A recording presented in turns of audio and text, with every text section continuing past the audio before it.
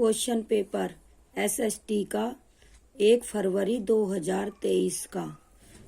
प्रश्न नंबर 1, गुप्त काल के प्रथम कुलिंग शब्द का अर्थ है। ऑप्शन ए मुख्य न्यायिक अधिकारी, ऑप्शन बी मुख्य बैंकर, ऑप्शन सी मुख्य व्यापारी, ऑप्शन डी मुख्य शिल्पकार। इसका आंसर होगा ऑप्शन डी। एक्सप्लेनेशन। गुप्त काल के प्रथम कुलिंग शब्द का अर्थ है मुख्य शिल्पकार। मुख्य न्यायिक अधिकारी को महादंड नायक तथा मुख्य व्यापारी को सार्थवाह कहा जाता था। गुप्त वंश का प्रथम महान शासक चंद्रगुप्त प्रथम था। क्वेश्चन 2, वो भुर्ज छाल कहाँ पाई गई जिस पर ऋग्वेद की वैदिक प्रार्थनाएं लिखी गई है।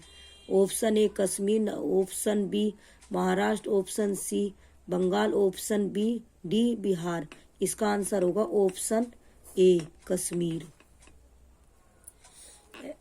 एक्सप्लेनेशन। वो भुर्ज छाल कश्मीर में पाई गई जिस पर ऋग्वेद की वैदिक प्रार्थनाएं सूक्त लिखी गई।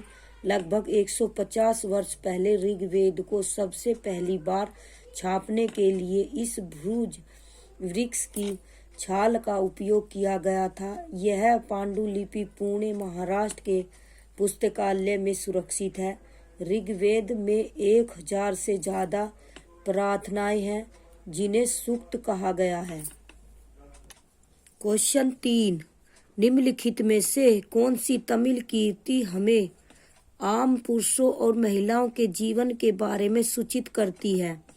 Option A Silappatikaram, option B Valayapathi, option C Manimekalai, option D Periya Puranam. इसका आंसर होगा option D Periya Puranam. Explanation. 12वीं शताब्दी की तमिल कीर्ति पेरिया पूनम में आम पुरुषों और महिलाओं के जीवन के बारे में सूचित करती है। शिल्पदिकारम को तमिल साहित्य के प्रथम महाकाव्य के रूप में जाना जाता है। इस महाकाव्य की रचना इलांगो आदिगल ने की थी। वैल्यापति संगमकालीन प्रसिद्ध महाकाव्य है। इसका तमिल साहित्य में महत्वपूर्ण स्थान है। मणिमेकलई 30 छंदों का एक महाकाव्य है। इसके रचनाकार चितलाई चतनार है। क्वेश्चन 4, निम्नलिखित में से कौन मेल नहीं खा रहा है। खजुराहो चंदेल ने, ऐहोल चालुक्य ने, कांचीपुरम पल्लव ने, महाबलीपुरम चोल। ये गलत है। इसका आंसर होगा डी, जो मेल नहीं खा रहा। इसका आंसर होगा डी महाबलीपुरम। एक्सप्लेनेशन। महाबलीपुरम क्षेत्र का संबंध पल्लव वंश से है इस प्रकार। खजुराहो चंदेल वंश, ऐहोल चालुक्य, कांचीपुरम पल्लव और महाबलीपुरम का संबंध पल्लव से है। क्वेश्चन 5, निम्नलिखित कथनों पर विचार कीजिए। नंबर 1, तवारीख को सुशिक्षित व्यक्तियों द्वारा उर्दू में लिखा गया था। नंबर 2, तवारीख के लेखक नगरों में रहते थे। नंबर 3, वे प्राय अपने इतिहास सुल्तानों के लिए उनसे ढेर सारे पुरस्कार पाने की आशा में लिखा करते थे। कौन सा कथन सही है। ऑप्शन ए 2 और 1 दोनों, ऑप्शन बी 2 और 3, ऑप्शन सी 1 और 3, ऑप्शन डी केवल 1। इसका आंसर होगा 2 और 3। इसका आंसर है ऑप्शन बी 2 और 3। एक्सप्लेनेशन। तवारीख के संबंध में कथन 2 और कथन 3 दोनों सही है। तवारीख के लेखक नगरों में रहते थे, अपने इतिहास सुल्तानों के लिए उनसे ढेर सारे पुरस्कार पाने की आशा में लिखा करते थे। तवारीख के लेखक सचिव, प्रशासक,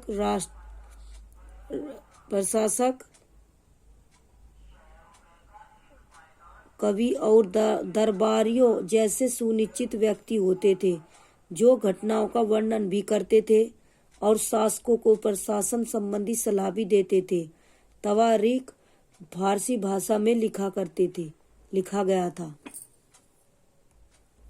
क्वेश्चन 6, निम्नलिखित में से कौन सी रचना सूरदास द्वारा संकलित नहीं है? सूरसागर, ऑप्शन बी सूर सरावली, ऑप्शन सी साहित्य रत्ना, ऑप्शन डी साहित्य लहरी। इसका आंसर होगा ऑप्शन सी साहित्य रत्ना। साहित्य रत्ना सूरदास द्वारा संकलित नहीं है। सूरसागर, सूर सरावली, साहित्य लहरी यह तीनों सूरदास द्वारा संकलित है। सूरदास हिंदी के भक्ति काल के महान कवि थे। ये भगवान श्री कृष्ण के अनन्य उपासक और ब्रज भाषा के श्रेष्ठ कवि थे। सूरदास हिंदी साहित्य के सूर्य माने जाते हैं। क्वेश्चन 7, निम्नलिखित कथन तथा कारण पर विचार करें तथा सही विकल्प को चुनें। कथन ए, 18वीं शताब्दी के दौरान मुगल साम्राज्य धीरे धीरे कई स्वतंत्र क्षेत्रीय राज्यों में बिखर गया। सही। कारण मुगल साम्राज्य की सत्ता के पतन के साथ कई प्रांतों के सूबेदारों और बड़े जमींदारों ने भारतीय उपमहाद्वीप के विभिन्न हिस्सों में अपने शक्ति और प्रबल कर ली। ये भी सही। क्वेश्चन ऑप्शन ए और आर दोनों सही है और आर सही है, व्याख्या करता है ए की। इसका आंसर होगा ऑप्शन ए। एक्सप्लेनेशन, ए और आर दोनों सही है और आर सही व्याख्या करता है ए की। 1707 ईस्वी में औरंगजेब की मृत्यु के पश्चात मुगल साम्राज्य का पतन आरंभ हो गया। 18वीं शताब्दी में अहमद शाह अब्दाली के आक्रमणों से मुगल साम्राज्य धीरे धीरे कई स्वतंत्र क्षेत्रीय राज्यों में बिखर गया। 18वीं शताब्दी में बंगाल के एक क्षेत्रीय राज्य बन जाने में जमींदारों में काफी बदलाव आया। मुगल सम्राटों की सत्ता के पतन के साथ कई प्रांतों के सूबेदारों ने अपनी शक्ति और प्रबल कर ली।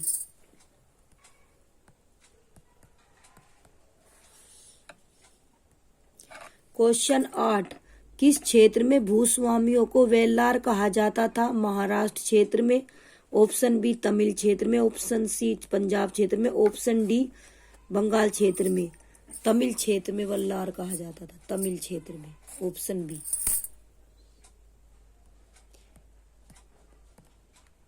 एक्सप्लेनेशन, तमिल क्षेत्र के भूस्वामी को वेल्लार कहा जाता था। संगम युग में साधारण हल चलाने वाले को उजाझर के नाम से जाना जाता था और दासों सहित भूमिहीन मजदूरों को केदेसियार और आदिमाई के नाम से जाना जाता था। क्वेश्चन 9, कथनों ए तथा बी को पढ़ें एवं सही उत्तर का चुनाव करें।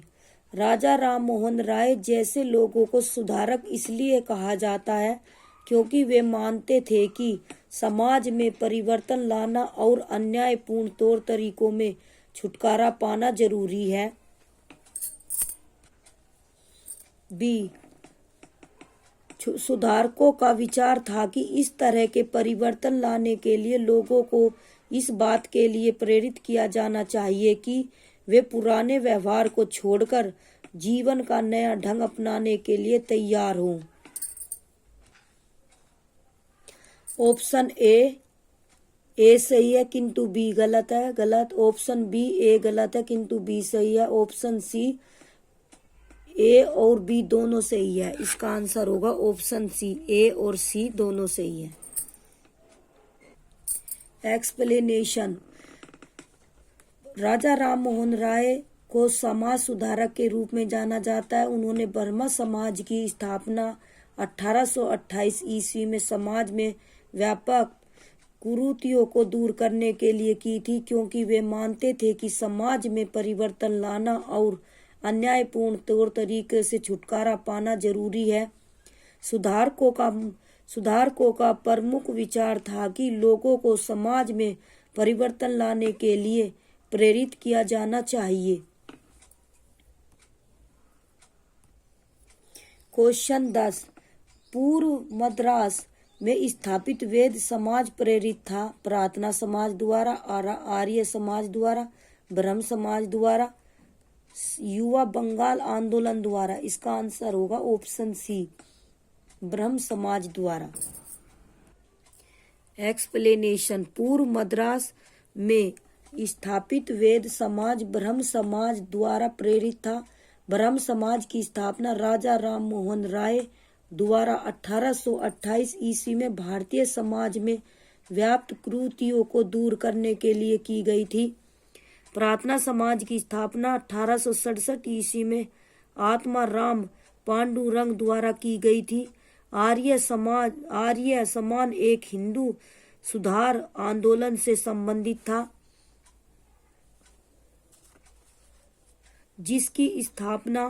जिसकी स्थापना स्वामी दयानंद सरस्वती ने 1875 ईस्वी में की थी। युवा बंगाल आंदोलन 1826 ईस्वी में। इस आंदोलन की शुरुआत हेनरी वीपीएन डेरेजियो द्वारा किया गया था। डेरेजियो को आधुनिक भारत का प्रथम राष्ट्रकवि भी कहा जाता है। क्वेश्चन 11, निम्नलिखित कथनों ए तथा आर को पढ़िए और उपयुक्त विकल्प का चयन कीजिए। कथन ए, ईसवी रामास्वामी न्यायंकर और पेरियार मनु संहिता, भगवत गीता और रामायण जैसे ग्रंथों के आलोचक थे। आर, कारण पेरियार ने देखा कि ये ग्रंथ निम्न जातियों के ऊपर उच्च जातियों और महिलाओं के ऊपर पुरुषों का वर्चस्व स्थापित करने के लिए उपयोग में लाए जाते हैं।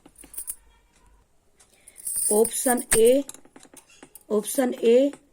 ए और आर दोनों सही हैं और आर ए की आर सही व्याख्या करता है। इसका आंसर होगा option A. Explanation, E P Ramaswamy Naicker और पेरियार मनु संहिता, भागवत गीता और रामायण जैसे ग्रंथों के आलोचक थे।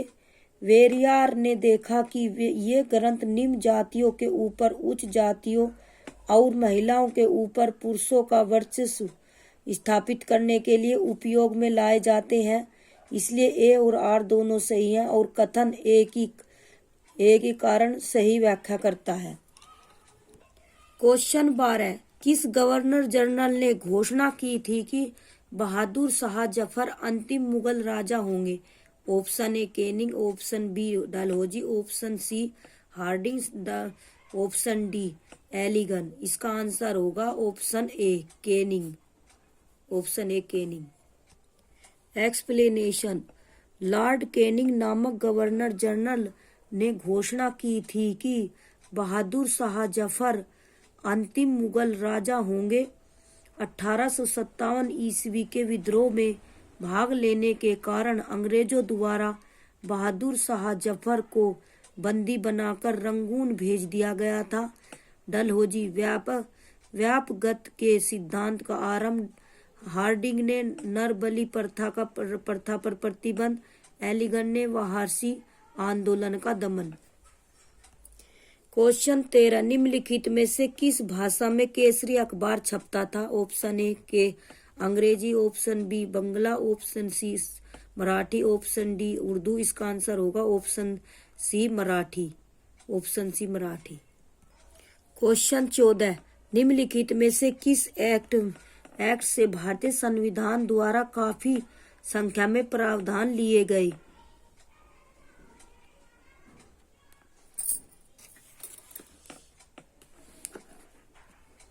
ऑप्शन ए 1909 एक्ट में, ऑप्शन बी 1951 एक्ट में, ऑप्शन ऑप्शन सी 1935 एक्ट में, option D Indian independence act 1947 में। इसका आंसर होगा ऑप्शन सी 1935 में। एक्सप्लेनेशन। 1935 एक्ट से भारतीय संविधान द्वारा काफी संख्या में प्रावधान लिए गए हैं। यह एक विस्तृत दस्तावेज था जिसमें 321 अनुच्छेद और 10 अनुसूचियां थी। इसमें प्रस्तावना कर अभाव था। इस अधिनियम द्वारा अखिल भारतीय संघ की स्थापना का प्रावधान किया गया था। इस अधिनियम के तहत वर्ष 1937 में एक संघीय न्यायालय की स्थापना की गई। इसी अधिनियम द्वारा बर्मा को ब्रिटिश भारत में पृथक कर दिया गया तथा 2 नए प्रांत सिंध और उड़ीसा का निर्माण हुआ। 1909 एक्ट, इसे मार्ले मिंटो सुधार के नाम से भी जाना जाता है। इस अधिनियम द्वारा मुसलमानों के लिए सांप्रदायिक प्रतिनिधित्व तथा पृथक निर्वाचन क्षेत्रों की स्थापना की गई। भारतीय संविधान अधिनियम 1947।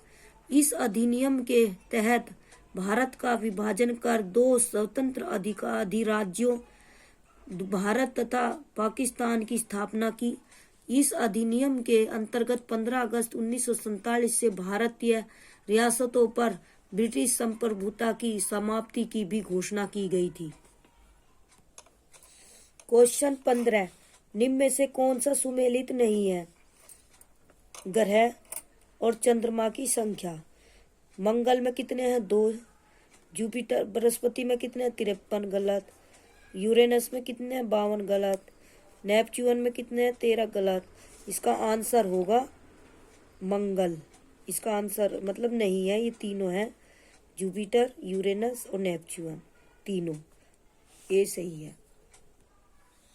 एक्सप्लेनेशन। BCD बृहस्पति ग्रह में चंद्रमा की संख्या 52 न होकर 27 है। नेपच्यून में चंद्रमा की संख्या 13 न होकर 14 है और मंगल नामक ग्रह के 2 उपग्रह चंद्रमा की संख्या है फोबोस और डीमोस। अतः B, C और विकल्प D सम्मिलित नहीं है।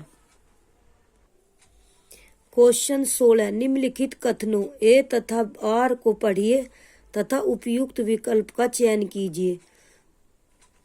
कथन A, उत्तरी ध्रुव वृत्त और उत्तरी ध्रुव के बीच के क्षेत्र में बहुत ठंड होती है। सही। कारण, सूर्य की किरणें हमेशा तिरछी होती हैं और कम ऊष्मा देती हैं। सही। सही विकल्प चुने। ए और आर दोनों सही है और आर ए की ऑप्शन ए और आर दोनों सही है और आर ए की सही व्याख्या है। ऑप्शन बी, ए और आर दोनों सही है लेकिन आर ए की सही व्याख्या नहीं है, इसका नहीं है। ऑप्शन सी, ए सही है परंतु आर गलत है। ऑप्शन डी, ए गलत है परंतु आर सही है। इसका आंसर होगा बी, ए और आर दोनों सही है लेकिन आर ए की सही व्याख्या नहीं है।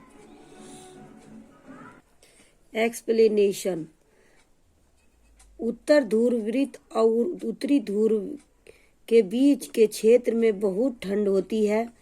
सूर्य की किरणें हमेशा तिरछी होती है और कम ऊष्मा देती है। विषुवत रेखा के उत्तरी भाग को उत्तरी गोलार्ध तथा दक्षिणी भाग को दक्षिणी गोलार्ध के मध्य भाग को शीत कटिबंध या ध्रुवीय कटिबंध कहा जाता है। शांत शीत कटिबंध में तापमान बहुत ही कम होता है और परिणाम स्वरूप यहाँ हमेशा बर्फ जमी रहती है, जिससे उत्तरी ध्रुव वृत्त के क्षेत्र में ठंड अधिक होती है। इसलिए कथन ए और आर दोनों सही हैं और आर ए की सही व्याख्या है। क्वेश्चन 17, सूर्य पूर्व में उदय होता है क्योंकि पृथ्वी सूर्य से पश्चिम की ओर चक्कर लगाती है, क्योंकि पृथ्वी पश्चिम से पूर्व की ओर चक्कर लगाती है। इसका आंसर होगा ऑप्शन बी। एक्सप्लेनेशन। सूर्य पूरब में उदय होता है क्योंकि पृथ्वी पश्चिम से पूरब की ओर चक्कर लगाती है। पृथ्वी द्वारा सूर्य की एक परिक्रमा करने में लगने वाले समय को सौर वर्ष कहते हैं। पृथ्वी सूर्य के चारों ओर 29.7 किलोमीटर प्रति सेकंड के वेग से चक्कर लगाती है। पृथ्वी से संबंधित प्रमुख तथ्य। पृथ्वी को जल की उपस्थिति के कारण इसे नीले ग्रह भी कहा जाता है। पृथ्वी का एकमात्र उपग्रह चंद्रमा है।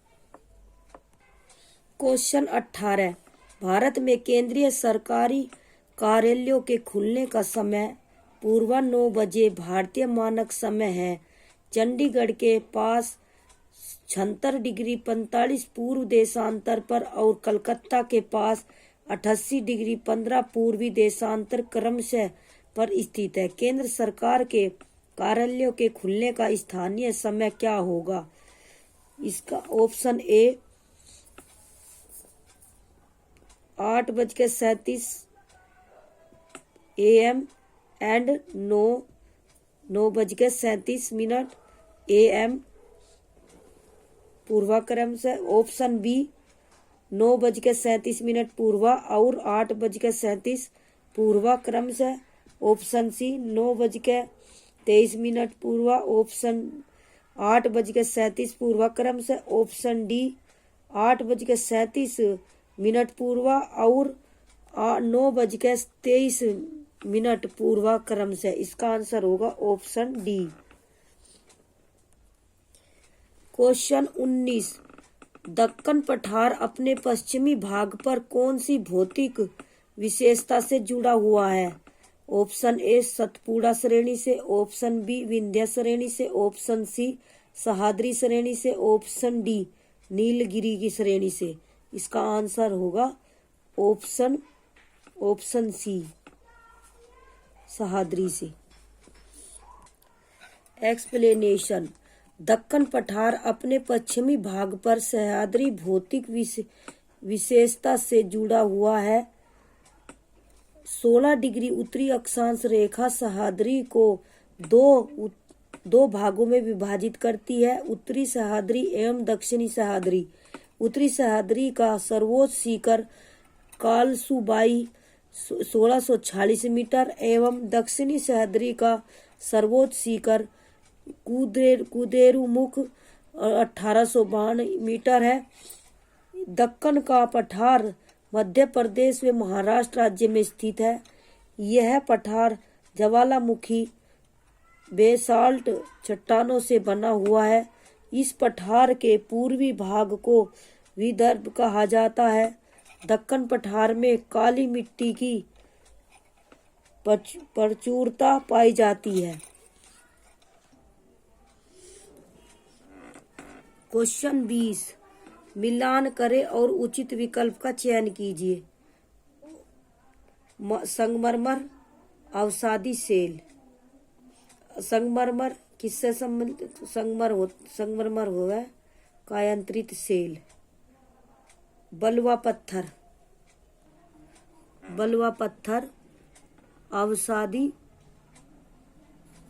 अवसादी सेल। अब देखो ए का 4 इसका आंसर होगा ए। इसका आंसर होगा ए। ऑप्शन ए में संगमरमर कायांतरित सेल, बलुआ पत्थर अवसादी सेल, कोयला जीवाश्म ईंधन, ग्रेनाइट आग्नेय सेल।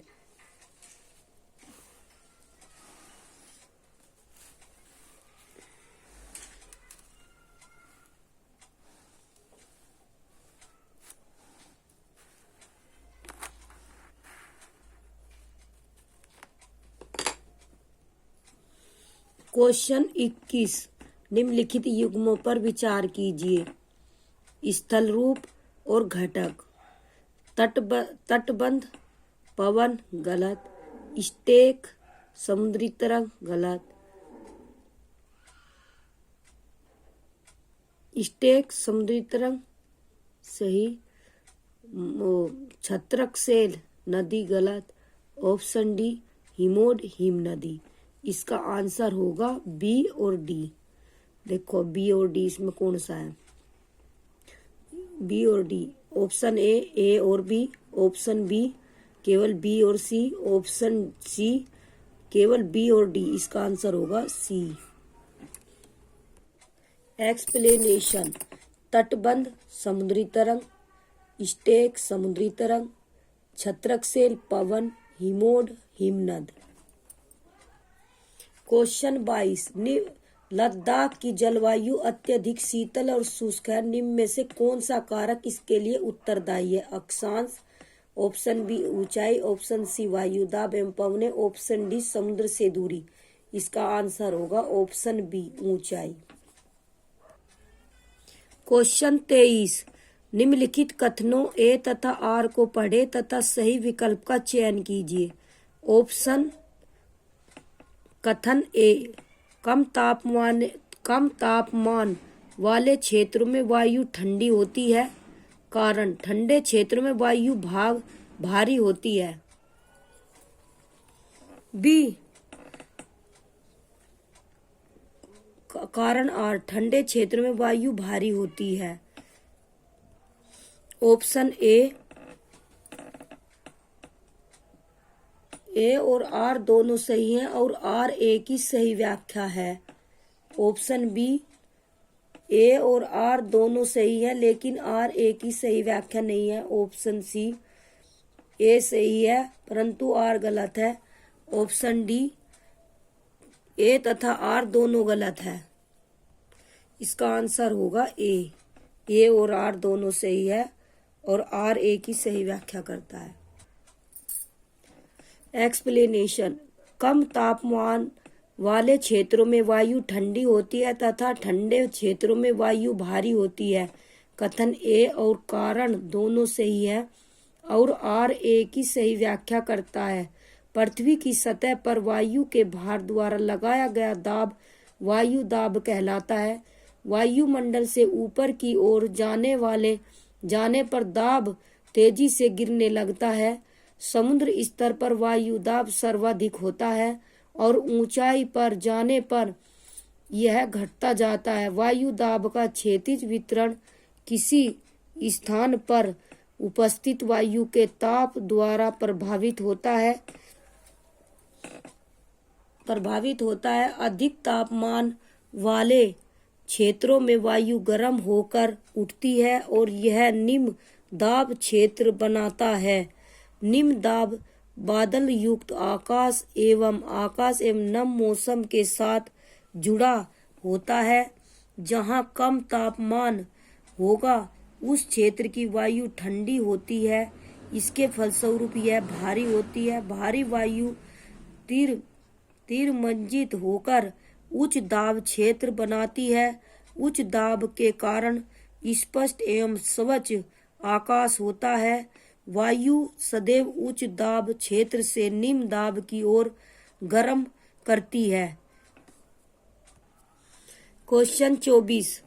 निम्नलिखित में से कौन सा जनसंपर्क माध्यम का उदाहरण नहीं है? समाचार पत्र, radio, cellular phone, option D television. इसका आंसर होगा option C cellular phone. Question 25।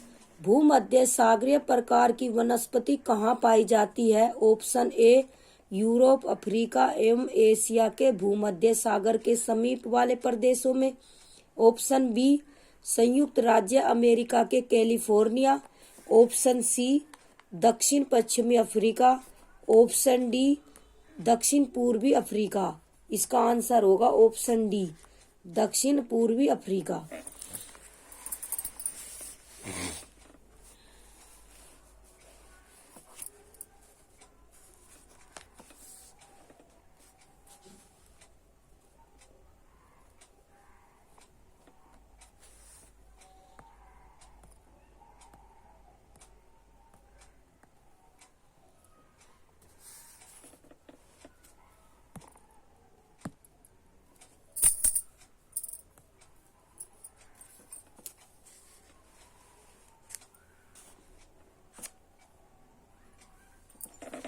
भूमध्य सागरीय प्रकार की वनस्पति दक्षिण पूर्वी अफ्रीका में पाई जाती है। यहाँ की अधिकतर वनस्पति में शुष्कता प्रतिरोधी क्षमता होती है।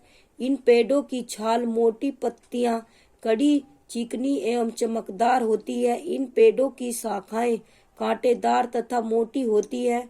यहाँ की वनस्पति की यह सभी विशेषताएं उसे ग्रीष्म ऋतु में होने वाली अत्यधिक वाष्प उत्सर्जन से बचाती है।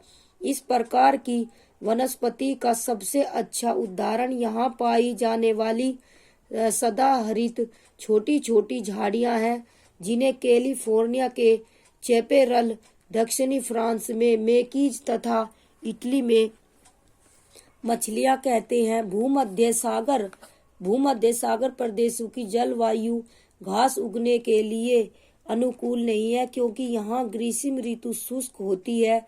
यहाँ पर नींबू जाति के रसदार फल उगाने के लिए प्रसिद्ध है। इस प्रदेश में उगाए जाने वाले प्रमुख फल है संतरा, नींबू, अंगूर, खुमानी, अनार, आड़ू। क्वेश्चन 26, निम्न संसाधनों पर विचार कीजिए। अभ्रक, नंबर 2 वन, नंबर 3 प्राकृतिक गैस, नंबर 4 मृदा और पर्सन, नंबर 5 जल। इसका आंसर होगा वन, मृदा और जल। 2, 4, 5। Question option A B C, option B केवल बी सी डी, बी और सी डी, ऑप्शन सी केवल बी डी और ई। इसका आंसर होगा इसका बी डी और ई, इसका आंसर होगा सी। एक्सप्लेनेशन। वन, मृदा एवं जल प्राकृतिक संसाधन नवीकरणीय संसाधन के उदाहरण है। प्राकृतिक संसाधन वे संसाधन है जो प्रकृति से प्राप्त होते हैं तथा कुछ संसाधनों के साथ उपयोग किए जाते हैं। वन मनुष्यों के लिए इमारती लकड़ी, जनजातियों और जानवरों के लिए भोजन, पानी और आश्रय प्रदान करते हैं। जीवों के बीच पोषक चक्र खाद्य श्रृंखला बनाते हैं और प्रजातियों की जैव विविधता को बढ़ावा देते हैं। महासागरीय जल प्राकृतिक संसाधन का एक उदाहरण है। महासागरीय तरंगों का उपयोग तरंग